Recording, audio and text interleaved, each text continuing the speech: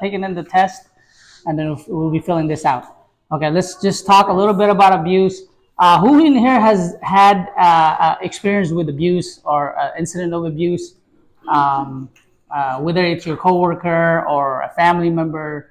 I did in my apartment complex, and I felt obligated to report because I knew I was mandated. Oh yeah, is this an elderly woman or something or? No, so I was out taking my dog out to go potty, Yeah. and I could hear this little girl screaming from her window, "Get off of me! Get off of me!" Like Oh my God. bloody murder! No, don't hurt me. So I did. I called. You called 911. Yes, I did. Who was that? Who was in there? It was her mom, and I guess this little girl, her and her mom had got into it, and I think her mom was trying to pull her down, and the girl was very verbal. Yeah. But it sounded like a little girl, but when I saw her, she was like 9 or 10. Oh, okay. But Yeah. obligated to. Right. If they were my child and somebody was walking by and they were being hurt and Right. nobody did anything. Yeah. Yeah, That's crazy. All right. that was it. That's what. How about you, ma'am? Like anything? Anything abuse or you've heard or seen or been part of or you in a facility where there's abuse that occurred? Yeah, physical abuse, huh? Yeah. Yeah. There was one time when I was a caregiver, we had an abuse case in the unit, and it was actually a caregiver, and it was a sexual abuse on a male resident, and then a male CNA, so or a male caregiver. So it was that was my first like ever like where like the guy actually like went to jail and all. It was crazy. But if you look at the amount of residents that are 65 and above, not only here in assisted living, congregate settings, skilled nursing, but also just out in public, right? Right out in the community. People are living with their parents or whatever. They have a caregiver at home. And abuse can happen not only physical, but sexual, verbal, financial. There's so many forms of abuse. And it's estimated that 3 to 5% of the elderly are abused in America. Okay, and if you take a look at the populations, it's significant. And we're gonna kind of dive into in the numbers here. Only one abuse out of the 24, and that has gone up drastically. From the last time I was looking at abuse cases, it was only 1 out of 6 that was being reported. Most recent number is 1 out of 24 is being reported. That means there's 24 cases of abuse, only one's being reported. Okay, and they took numbers in Orange County. There are approximately 3,000 reported abuse per month. 3,000, right? Now, if you multiply that by 24, there's 72,000 that occurs every month in one county in California, and you multiply that, how many counties are there in America? It's a significant amount of abuse that are happening that's not being reported, and so we as a facility, we need to figure out when to report an abuse. All right, so let's take a look at real quick the types of abuse. There's physical abuse, emotional, neglect, sexual, abandonment, financial abuse, and then there's even like this abduction abuse in California where somebody's taken against their will and it's considered an abuse. Okay. Is very big where I live. Where the heck do you live? East County. Oh man, like you witnessed this abuse of a little girl. That's crazy. Oh, okay. No, this one, yeah, you can have that one. Yeah. So that's just topics that I'm going over. The test is right over. I think there's copies of the test over here. Yeah. You can have that one. Yeah, you can go through that. So let's go. What are the signs of abuse? Residents or patients or individual who has trouble sleeping, elder abuse, seems depressed or confused, weight loss, right? Just patient that keeps losing weight and they don't have a proper diagnosis for it. They're being deprived of food and water. Displays signs of trauma like rocking back and forth, acts agitated or violent, becomes withdrawn, right? Somebody who's usually happy and participating in activities and now no longer, happy is withdrawn and keeps to themselves. Stops taking part in activities as I just mentioned. Has unexplained bruising, right? Burns or scars. Looks messy. Remember, these symptoms of abuse, it's not just here in assisted living, guys. I'm mentioning all forms of abuse that could happen out in public, in somebody's home, anybody that's 65 and over. Okay. Looks messy, unwashed. You have a wound that's not healing, not taken care of properly. If the order is you're supposed to cleanse the wound, once a week or whatever, and you're not doing that, you're only doing it once a month, That's a form of abuse, right? So who is a mandated reporter? What is a mandated reporter? That means everybody and anybody here at Seacrest is a mandated reporter. If you see an abuse, you have to report it. And the most important thing to remember about reporting an abuse, guys, is the time frame. Okay. So can somebody tell me when should you what types of abuse out there that you should know about, and when should you report it? Right? Do you want to dive into that? Let's see. Let's tell me. Report it within 24 hours. What kind of abuse? What kind? Any kind of abuse? I think the Physical abuse within 24 hours? Yes. So you're telling me if Immediately, maybe. which one is it? Which one is it? This is why it's so important to really know this, right? Physical immediately. I think the physical. I thought all of it. Well, yeah, I mean, I think all of you should be reported immediately. Okay, so there is a paper that I'm passing around. You can pass this around right here. There's a little rubric right here, right? There's like two parts of an abuse. There's a allegations of abuse that doesn't involve physical altercations, right? You got 24 hours to report that abuse, right? If there's no physical harm to the resident and it's an allegations of abuse, within 24 hours, you do have to notify your supervisor, notify the county, all right? Notify the state that there is this allegations of abuse. If it's a physical abuse, guys, anything physical, I mean, I'm just talking about, it could be minor, right? You just have to report right away, right? Right away, within 2 hours. You have 2 hour window, right? We've been in situations before, guys, life enrichment or whatever, or it could be a caregiver that occurred a couple months ago, a couple years ago, it might have been 2 years ago, where somebody said, hey, you know what, I saw another resident, I saw a resident push another resident. That's a physical abuse. We have to report that right away. Whether it occurred between two residents, we had to report it. Within 2 Right? hours. Within 2 hours, right? Within 2 hours, if it's a physical abuse, especially if it occurs, it happens with a CNA or a caregiver. Okay, as a supervisor, if it's a physical abuse, even as allegations of abuse, you should probably consider calling Carl, calling your main supervisor, because an action has to happen, whether you need to send that caregiver home, right? Obviously, the first thing you should do is probably separate that staff from the resident. And then if it's a physical abuse, absolutely you got to send that individual home, right? You're calling a police officer, but you want to get a hold of your supervisor first to make sure that things are followed through correctly. But the most important thing to remember when it comes to physical abuse is you have 2 hours to report it. Okay. Now, let's just say that you can't get a hold of your supervisor or whatever, and you need to report this abuse. Where can you find the number in your facility? Where is it? Right there by the wall. What is it called? The Budsman? Yeah, Budsman. What is that? A weed man or something? What is it called? That's a hard word to say. I'm gonna edit that. How do you say it? What is it? No, you tell me. Ombudsman. Okay. So it's ombudsman, right? So that should be available multiple times in your unit. There's one right here. I know. I think there might be one in the bedroom, right? I'm sure there is. Yeah. And then there should be in another place somewhere, right? It should be like available to your staff. The reason being, guys, is because if you can't, like, let's just say that your supervisor was doing the abuse, right? Who are you going to report to, right?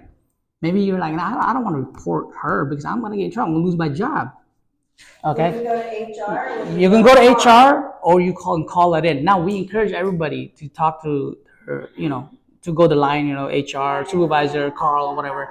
But if you want to report anonymously, guys, you can always do so with the use of that number. Okay? Ombudsman is a phone number where you can call. How do you say it? Ombudsman. Ombudsman. It's a number you can call. Now, she's here like once a month. She's here. She'll visit the facility, do her walkthrough. And then if you know her, you can approach her and ask her questions or whatnot. There's a specific one that's assigned to each facility. Okay? But we just got to know in terms of when to report an abuse. Okay? And remember that patient, even though they're confused and they have Alzheimer's, they still have some form of ability to say no to certain things. Okay? You can't force your way into a resident. Okay? We were dealing with that in assisted living, where a caregiver said, hey, you know what? I'm going to take you to the dining room. Especially in assisted living where the patient is oriented, right? But the patient was like, no, I'm gonna go to the dining room first. I gotta go check something out. And if you put yourself in the shoe of the caregiver, which you guys are, you understand that in the morning you have 8 residents, you gotta get everybody shower or whatnot. You got to take them to the dining room. So your time is very constrained. So you're just like you have an agenda that morning, right? Like I'm gonna get 6 people up. I'm gonna give them to the dining room. Like I don't have time to do the mess around. I gotta get this done so we can get it. But you're dealing with residents, people that have rights, right? As well, they live here. You work for them. If they choose to want to go to the dining room first before to the living room first before they go to the dining room, that's their choice, right? There's other ways around that. You can call a supervisor. I'm going to be running a little late. I'm dealing with this resident right now. Or you can tell your resident, right? Hey, you know what? I have dining room right now. If you want, after meal, I can bring you back to the living room, right? Or you can just bring her over there for a few minutes and just communicate with other staff. Just say, I'm running a little late. But there's absolutely more choices out there than say, hey, you know what? I don't care what you say. I'm going to take you to the dining room, right? That's a form of an abuse, right? Because you're not giving that residents their rights. And now the resident is complaining that, hey, you know what? I never had a chance to go where I wanted to go. I was forced to go to a place where I didn't want to go. So you just got to be very careful in this unit right here. Most of your residents are confused, but that doesn't mean that you're making a decision for them all the time. They still have some form of choice, okay? And you already know patients with dementia, Alzheimer's, you have to have a lot of patience. You can go back. You can change your caregiver. You can change a different person that's taking care of this resident. Come back a little bit later, right? And you need to figure out what's wrong with these residents, right? If you're dealing with an oriented resident, they might be depressed, right? And they want to go check something out first. So addressing their needs first before addressing your needs is going to be really important when it comes to dealing with residents that are wanting to do certain things that you don't want to do, that you have other plans. But figure out what's going on with the resident. Your resident. They could have an infection. They could have pain. They could be constipated, right? If you address that first, it might be a little bit easier to deal with that resident. So, but your resident, their baseline. They need to be comfortable with you, right? Certain residents that are oriented, if they're not comfortable with you, they're not going to tell you anything. They're not going to tell you they're having pain. They're not going to tell you they're feeling bad because they might not be comfortable talking to you. So it's important to get that report from your resident, to get that communication built with your resident as well. Okay, so those kind of things, kind of in a gray line, in terms of abuse. But my primary topic today is how to report abuse, when to draw the line, when to call, right? But basically, anything physical, guys, you got to act right away. Don't wait till tomorrow. I'm gonna tell David that, you know what, this happened to this. Somebody got punched or somebody got pushed, right? There was one incident where a CNA reported a resident falling down, right? And then the LVN, this happened here a couple of years ago at GHC. The LVN didn't make a report, right? Didn't make an event. And then a couple days later, the patient having a lot of pain, some bruising. And then we did an X-ray. There's a big fracture, and that patient, unfortunately, passed away. But when we dug deeper into the whole event, there was a scene that said, "Hey, I reported that she fell. This is what happened." And then so we went back and figured out that, hey, the LVNs didn't make the event. We lost that LVN. She might even lost her license, guys. So when it comes to an abuse, if the individual, whoever's involved in that abuse, and you're found liable, you're not only going to lose your job, you might have some financial losses as well, and then might be some jail time in there as well, for in terms of physical abuse or any kind of form of abuse. Okay, so how to know the different types of abuse, and if you have questions, guys, I would urge you to just call your supervisor. Okay, a lot of abuse happens behind door. That's why only 1 in 24 cases are being reported, is because we work with resident on our own, right? All these caregivers and CNAs and nurses, it doesn't have to be caregiver, it could be your supervisor. We're working in closed door by ourselves with these residents. These residents are nonverbal, they can't speak for themselves, right? They're vulnerable. And so the only people that they have is us, right? You see an abuse, guys, you got to report it right away. Okay, you can't come back later on and tell the investigator, well, I didn't know how to report it, right? Like if you had a physical abuse and then your only excuse is that I didn't know the law. They're gonna buy that? You think they're gonna buy that? You think they're gonna save you? You're gonna save your job? You're gonna save you from jail? No, they're not, because they expect you to know it. You're in healthcare, you should probably know that, right? Upon hire, you guys watch the video too that kind of go over that. So Every single facilities are that's the requirement that they need to be providing this kind of teaching, and it's our job as caregivers, nurses, and CNAs to stay on top of that. Our primary job is to protect our resident and carry out orders that the doctors have provided here. Okay.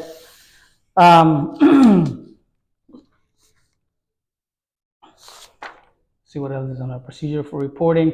There is, when you're reporting, guys, I know a lot of you guys are not managers, and you just you depend on your manager to complete this type of reporting, but there is a form called SOC 341, and that's across the board. It doesn't statewide. You're dealing with reporting and abuse in terms of congregated setting, right? Skilled nursing uses it, assisted living uses it, and it goes into a social services in your county, and they look at these abuses in terms of reporting. But you call it in, you fax it in, and then you can call the sheriff to come in.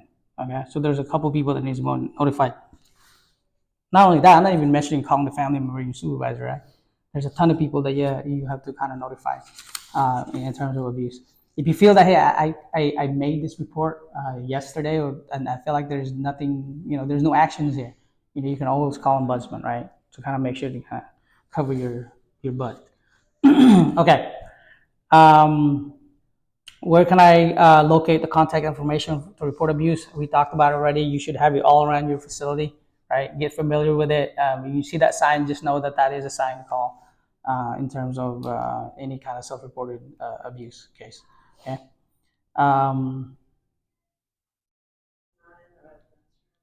Who and what does who and what does ombudsman cover? The ombudsman is trained to assist in resolving problems concerning residents' rights, dietary concerns, legal concerns, financial problems, physical plan, quality care, Medicare, abuse, pharmaceutical services, meaningful activities, regulatory agencies.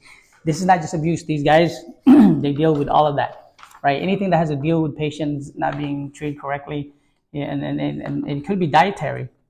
Let's just say that the order is supposed to be regular, and we keep giving her puree, and the patient doesn't want the regular, but it's safer to give puree, and we keep giving puree because it's easier for us, right? So it would if right if we're giving order for puree and the patient wants regular diet or whatever, then that could be concerning, right? Especially for residents that are oriented. For residents that are kind of confused in your situation, you make this decision for your patient because they're confused, right? And it could be a safety thing. But a patient that's oriented, that doesn't want a certain order, right? For example, the diet, like you trying to give me pure diet because it's easier for you guys, it's easier for us. That's true. That's true. But if a patient says, even if a doctor's order says it, right? And then if a patient is oriented enough, right? And you guys, doesn't apply to you guys as well, right? But if this patient is oriented enough and says, hey, I want to sign an AMA and I want a regular diet, the patient can override the doctor. Okay? Because we've had that happen before, and we keep telling we have a doctor's order, for this, and then they. And then but if a patient is living here, they don't have the capacity to make this decision. Okay. It goes into the DPOA. So if the DPOA makes that decision, then that order is valid. If you say, oh, I'm going to sign against medical advice. I am going to go through with what my mom wants, which is regular diet instead of puree diet. Then that's residents' rights right there. Okay. They make that decision. Okay. So our job as nurses and CNAs and caregivers is to educate the family member. You realize that when you do this, she's probably going to aspirate and has pneumonia and go to the hospital, and who knows if she's going to recover from that. It's a really high likelihood that she's going to aspirate because the order is puree, and you're going to go, and we've seen it. She's coughing all the time. She's going to have pneumonia, right? And then you just document everything, and the family still, what? I don't care. She's on hospice. She wants to have the best quality of life, and if she wants regular diet because she can taste the food better, I want her to have the regular diet. That's their choice, guys. Especially if a DPOA makes that decision for a patient that's confused. So the DPOA has to sign that before. Yeah. They can sign like against medical advice, and that's the decision that they can make. They can make those choices. These doctors have orders, yes, but ultimately the DPOA and the resident can make their own choice, whatever they want. Right? Now, are you going to make a resident who's has Alzheimer's make those decisions? No, absolutely not. You're not going to follow that direction from a resident who doesn't have the capacity to make a decision, right? Okay, any questions on reporting and abuse? I know that was kind of quick, but like at least it kind of gives you a window. What is Like the document used for? that's the SOC 341. Yeah. SOC 341. Yeah. So you know the time frame, you know the two types of abuse, physical and non-physical, right? Allegations of, you know the phone number, right? The form, you know the form, the signs and symptoms of abuse, the type of abuse we mentioned as well, right? Let's go over that: physical, emotional neglect, sexual abandonment, financial. Those are all types of abuse, and then there's abduction as well in California. So we'll go over some of this stuff. You guys have questions regarding abuse? Sometimes it can be very confusing, but it's really important to understand these abuse cases. Okay, and as caregivers, if another caregiver is coming in and they're not familiar with it, they're new, and they're like, hey, I saw this. What should I do? Once the caregiver tells you that happened, you're liable. You already know.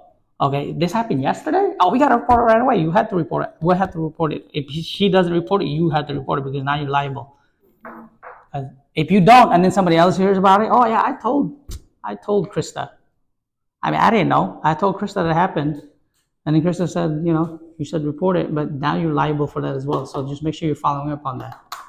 Okay. It gets very confusing, guys, but it's just really important to understand these things. And that's why every week I want to try to bring a new topic here with you guys, even if it's just 15 minutes, just to give you an insight, on residents and rights and all that stuff. Yeah. Any questions? Any questions on the test here? I'll make sure I'll delete that part. Dollar on that.